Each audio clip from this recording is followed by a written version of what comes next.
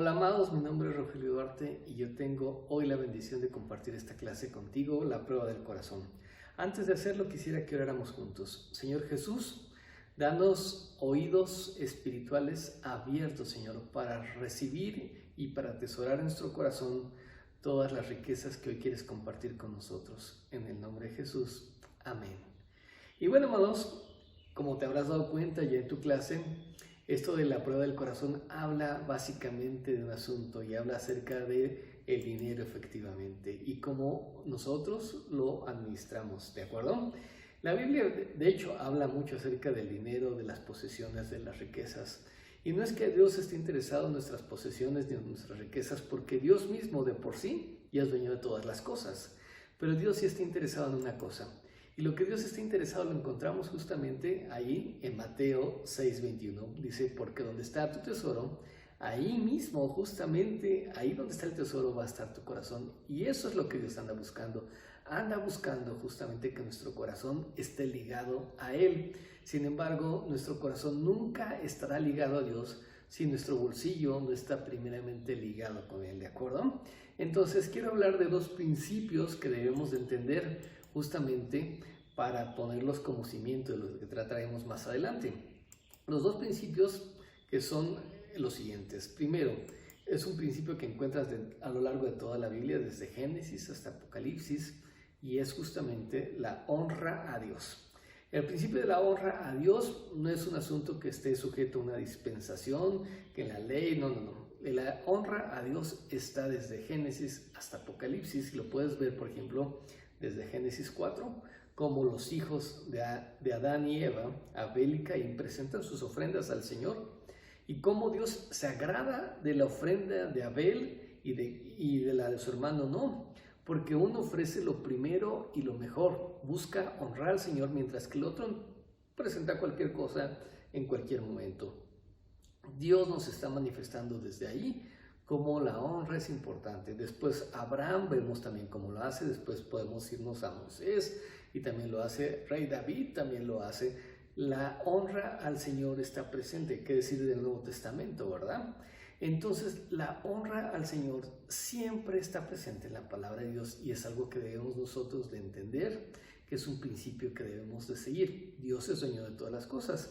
Y si Dios es dueño de todas las cosas, el segundo principio que quiero compartirte es nuestra función. Nuestra función es la de ser administradores y no dueños. Por ejemplo, si a ti te contratara una empresa transnacional que quisiera abrir operaciones en México para que tú te encargaras de la operación en México, tú tendrías que utilizar todos los recursos de esa empresa, los que destinó para esta operación, para beneficio de esa empresa, de esa compañía, no para beneficio tuyo. De la misma manera funciona en el reino de Dios. Lo que Dios ha puesto hoy en nuestras manos, lo que Dios nos ha entregado, ¿cómo lo estamos administrando? Estamos haciendo que esos recursos, que ese tiempo, que esa vida esté utilizada para los propósitos, para los intereses del reino, o los estamos malgastando en deleites propios.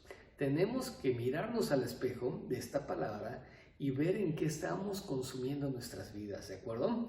A Dios le interesa que tomemos nuestro papel de buenos administradores que miren por los intereses suyos, ¿de acuerdo? Y bueno, quisiera poner una plataforma desde donde debemos de ver esto justamente, es la motivación de nuestro corazón.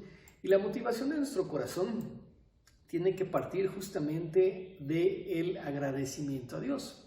Nosotros no vamos a dar nada más porque está ahí, sino porque primero hubo una revelación del amor a Dios, del amor de Dios hacia nosotros, y como respuesta al amor que hemos recibido de parte de Dios, es que desde ahí, desde el agradecimiento, es que nosotros damos, ¿de acuerdo?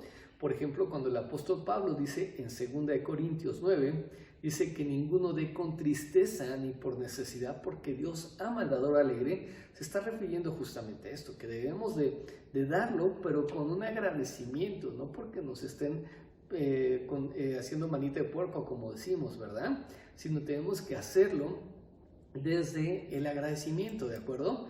También tenemos que tener una motivación de ver el reino de Dios avanzar. Decíamos que Dios es dueño de las cosas, de todas las cosas, y nosotros somos sus administradores. Bueno, pues como buenos administradores debemos de vernos a nosotros mismos como una herramienta, como un conducto que Dios puede utilizar para que justamente su reino avance. Y ahí es donde tú y yo nos tenemos que ver, decir, bueno, Señor, úsame precisamente para que tus proyectos, para que tus planes, para que lo que tú tienes planteado hacer en estos tiempos, en nuestra nación y más allá de nuestra nación, a mí me utilices para ayudar a que eso avance.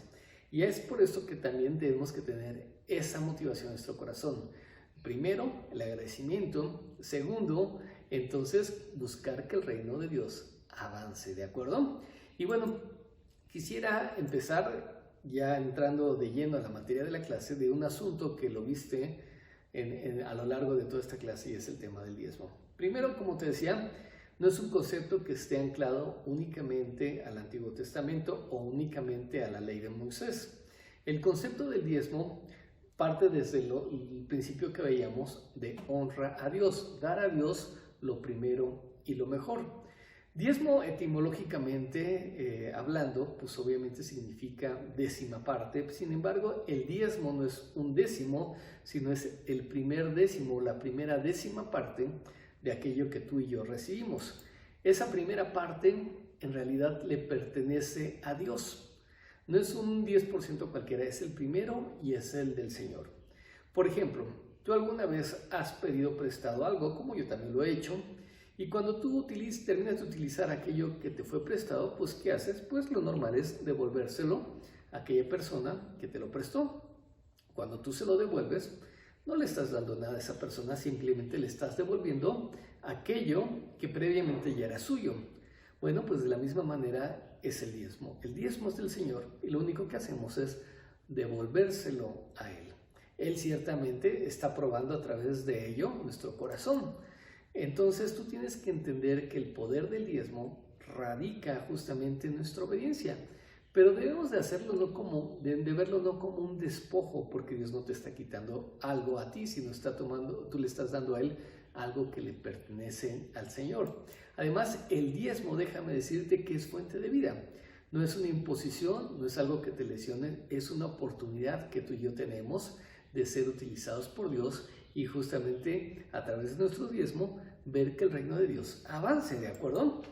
Ahora, es una prueba que funciona en los dos sentidos. Dios prueba nuestra obediencia y nuestro corazón, pero también en Malaquías 3, Dios nos desafía a que le probemos a Él. Sí, que traigamos todos los diezmos al alfolí, como dice, y dice, y ahora probadme ahora en esto, si no abro las ventanas de los cielos y derramo bendición hasta que sobre y abunde. En ninguna otra parte de la Escritura Dios te desafía que le pruebes más que en esto. Así es de que si Dios te está animando a que le pruebes, creo que vale la pena y que lo hagamos. Ahora, fíjate bien, ya que estamos mencionando Malaquías 3, de tres cosas que suceden en Malaquías y que quisiera ponerlo en alguna ayuda matemática para que lo entendamos de mejor forma. No te espantes con eso de las matemáticas, es como de primero de primaria, segundo de primaria, son muy fáciles. Mira, el diezmo, decíamos, es la primera décima parte. Si nosotros leemos Malaquías 3 del 6 al 10, encontramos lo siguiente. Primero, si yo te pregunto, ¿qué es más, 100 o 90? Pues en matemáticas tú sabes que 100 es más que 90. Si tú te imaginas la recta numérica, pues obviamente 100 es más que 90. Mejor tener 100 pesos que tener 90 pesos, ¿verdad? Y mucha gente parte de esta lógica y dice, bueno, si no estoy saliendo con mis gastos y todavía encima de eso alguien me pide que diezme, pues menos voy a salir.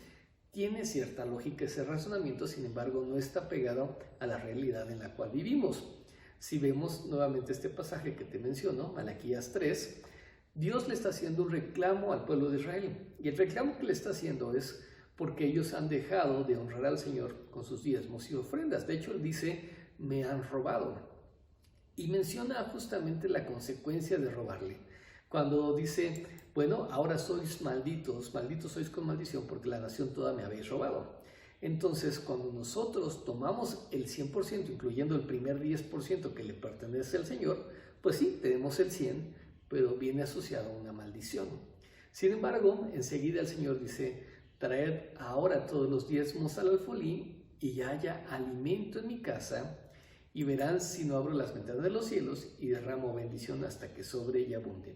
Entonces, cuando tú te atreves a traer los diezmos, obviamente te quedas con el 90 porque el primer 10% se lo diste al Señor, pero ahora ese 90 con la bendición, ahora es mucho más poderoso que el 100 con la maldición. Entonces, si vemos la ecuación matemática que teníamos al principio, pues ahora queda de esta manera, de acuerdo a la luz que nos trae Malaquías 3. Es mejor el 90 con la bendición que el 100 con la maldición. Entonces, lo que vimos al principio, que 100 es mayor que 90, en matemáticas es correcto, pero en la vida no lo es, en la vida de la administración de los recursos, ¿de acuerdo? Ahora, vamos a hablar del otro factor que mencionaba el propio Malaquías. Me habéis robado en vuestros diezmos y ofrendas.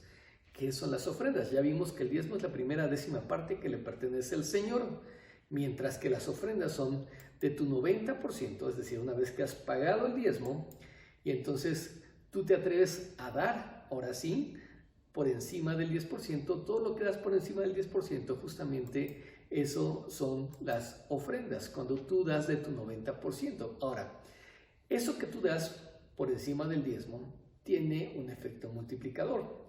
De acuerdo a 2 Corintios 9, donde el apóstol Pablo compara el dar con el sembrar, dice, el que siembra poco cosecha poco y el que siembra mucho cosecha mucho.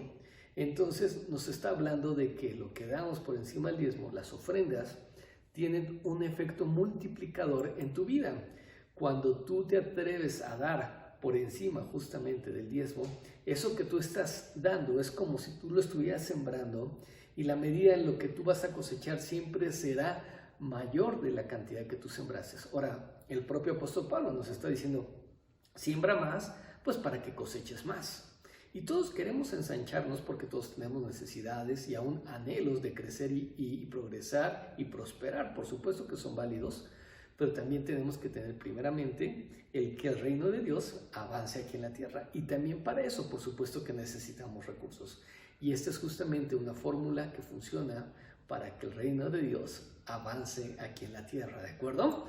Bueno, ahora quisiera también decirte acerca de la motivación, ya la vimos.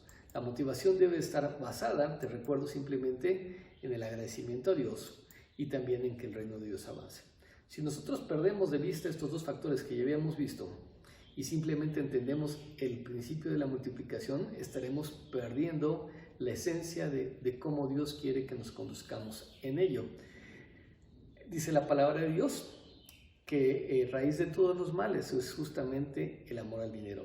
La avaricia, la codicia no deben ser parte de tu corazón.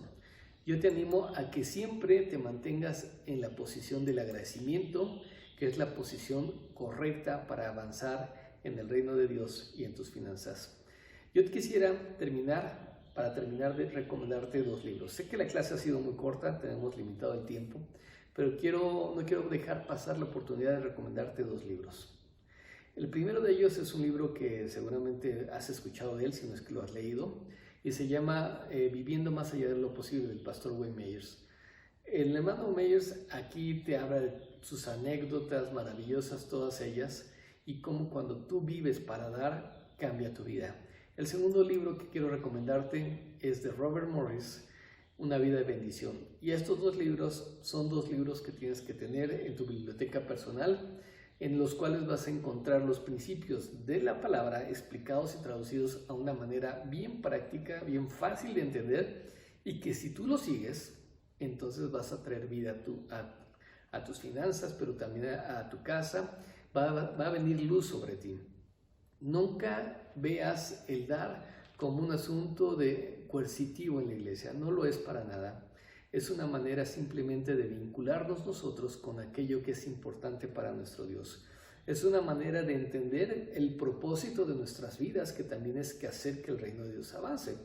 Podemos compartir el evangelio, podemos hacer obras por los necesitados, podemos movernos en muchas cosas, pero si no honramos al Señor antes que todo, bueno, entonces todo lo demás que hace, pues le faltaría el ingrediente fundamental. Entonces yo te animo a que abundes en ello, que leas estos 2 libros, que los consigas, los puedes buscar electrónicos o bien físicos. Yo te recomiendo lo segundo, físicos, los puedes pedir hasta por Amazon, y que te pongas a estudiar un poquito más acerca de esto de la mayordomía. Vas a encontrar riqueza para tu vida. Bueno, pues yo con esto me despido. Te doy muchas gracias por tu atención, por el tiempo que me has concedido este día. Y bueno, te animo a que sigas en esto, que sigas avanzando en tu discipulado. Y simplemente quisiera retomar las palabras del apóstol Juan en